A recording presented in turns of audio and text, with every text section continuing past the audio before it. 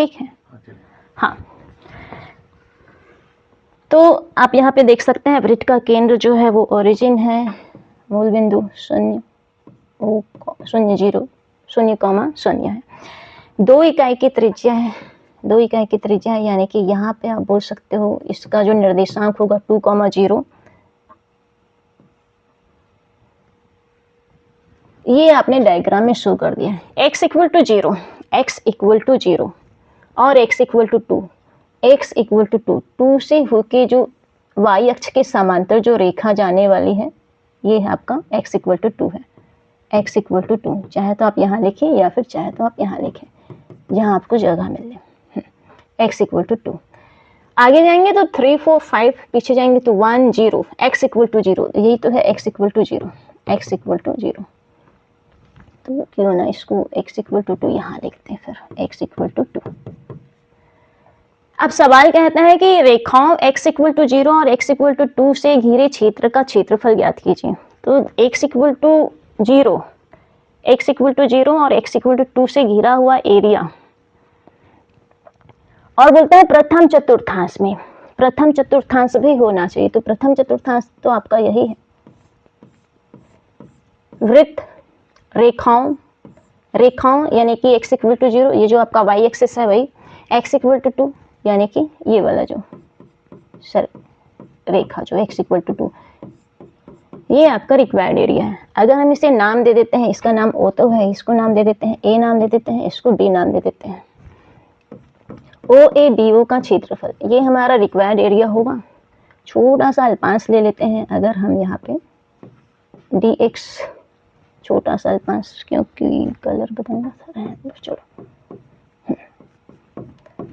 dx, x के सापेक्ष हम इसका अवकलन करेंगे, चाहे तो y के सापेक्ष भी अवकलन कर सकते हैं, पर जैसा कि आप यूज्ड टू हो x के सापेक्ष, सॉरी अवकलन नहीं समाकलन करेंगे, यूज्ड टू है अपन x के सापेक्ष समाकलन करने में। तो हमारा जो आविष्ट क्षेत्रफल होगा वो होगा, रिक्वायर्ड एरिया जो होगा OABO का क्षेत्रफल, OAB भी लिख सकते हैं, चाहे तो आप OABO पूरे तरीके से उसको बंद कवर्ड एरिया जो रहेगा वो रहेगा।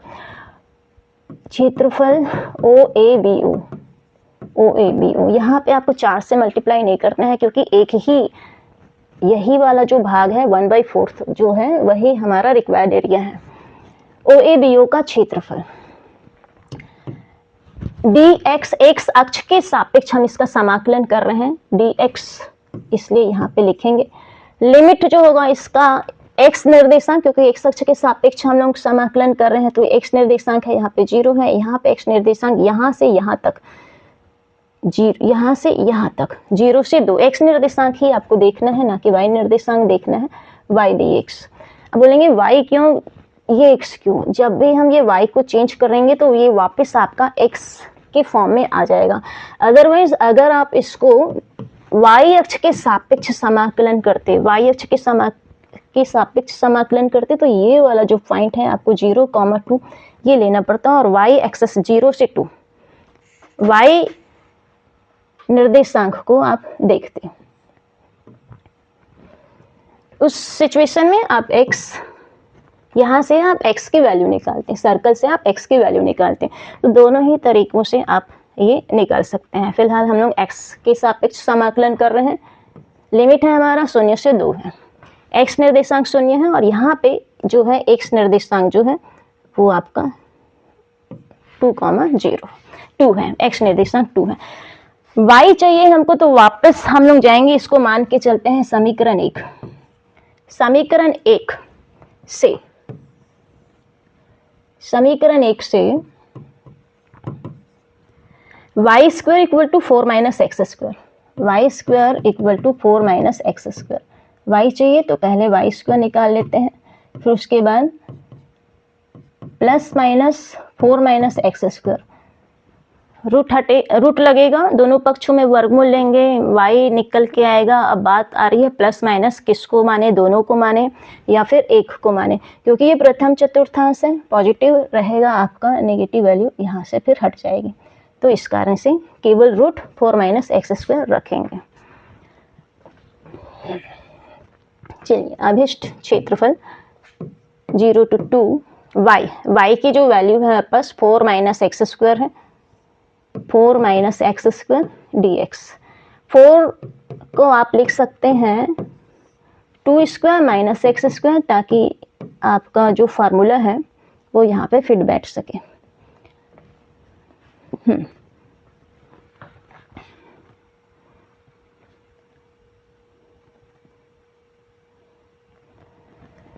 हाँ, रिक्वायर्ड एरिया था हमारा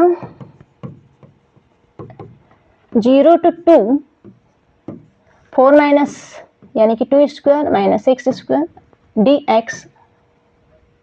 तो पूरे चैप्टर में जब एरिया निकाला जाता है तो सबसे ज़्यादा यही एक फार्मूला है जिसको यूज किया जाता है, root a square minus x square d x. तो इसकी अच्छी प्रैक्टिस आपकी होनी चाहिए। फार्मूला कहता है 1/2 x a square minus x square plus a square sine inverse x by a. अब कुछ बच्चे गलतियां ये करते हैं, प्लस की जगह माइनस रख देते हैं। आपको माइनस नहीं रखना है, प्लस ही रहेगा, ये वाला जो है प्लस रहेगा।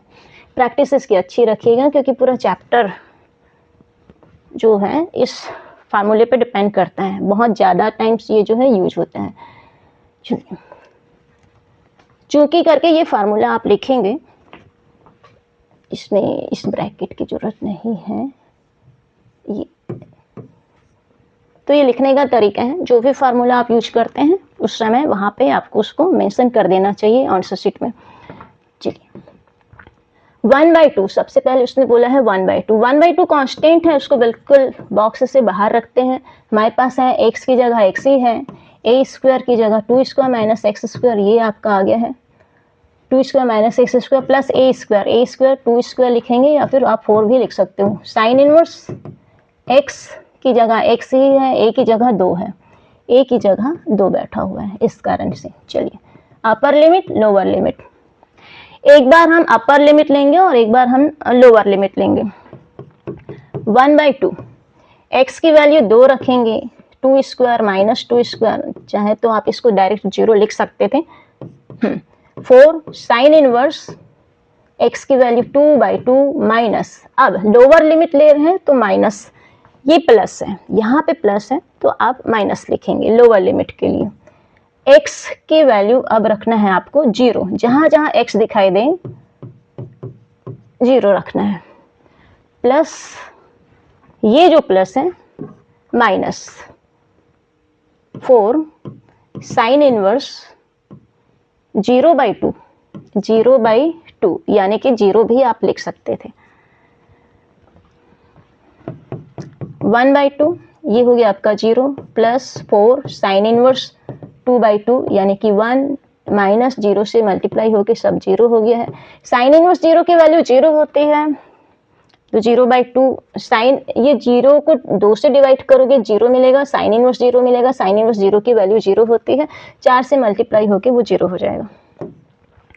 साइन इनवर्स 1, साइन इनवर्स 1 की जो वैल्यू होती है π/2, क्योंकि साइन 90 डिग्री की जो वैल्यू होती है, साइन इनवर्स 1 जो होता है साइन 90 डिग्री की वैल्यू होती है। साइन इनवर्स साइन एक्स का मतलब होता है x, यानी कि केवल π/2। अच्छा, आपको अगर ये आदि हो कि ये ऐसे काटते हैं तो ये बिल्कुल नहीं काटना है आपको। ये इनवर्स ट्रिग्नोमेट्रिक फॉर्मूला में आपने पढ़ा है, साइन इनवर्स साइन एक्स, इसकी जो वैल्यू होती है x होती है, इसलिए साइन इनवर्स एक जो है साइन π/2 की वैल्यू है, तो यहाँ पे हम लोग π/2 इस कारण से लिखते हैं, ना कि इस कारण से ये साइन इनवर्स और साइन कैंसिल आउट हो जाएंगे। तो ये गलती आप लोग नहीं करेंगे। यहाँ पे आपको साइन इनवर्स 1 की जगह पे साइन π/2, या फिर कहीं पे आपको साइन इनवर्स 1 दिख रहा है या 1/√2 दिख रहा है, सपोज यहाँ पे 1/√2 होता तो 45 डिग्री की वैल्यू है, आप केवल 45 डिग्री या π/4 लिख दीजिए। यहाँ पे आप देखिए ये जो 1 है, एक इसके वैल्यू है, किसका वैल्यू है साइन में, ये वैल्यू है 90 डिग्री का, यानी π/2 का वैल्यू है। 1/2 4, आपको केवल π/2 लिखना है, साइन और नहीं लिखना है, ये कैंसिल आउट हो जाएगा आपका।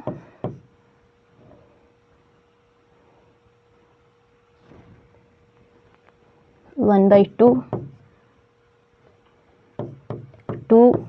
पाई, 2 again cancel, pi square unit, pi वर्ग इकाई, वर्ग इसलिए क्योंकि क्षेत्रफल है, वर्ग इकाई।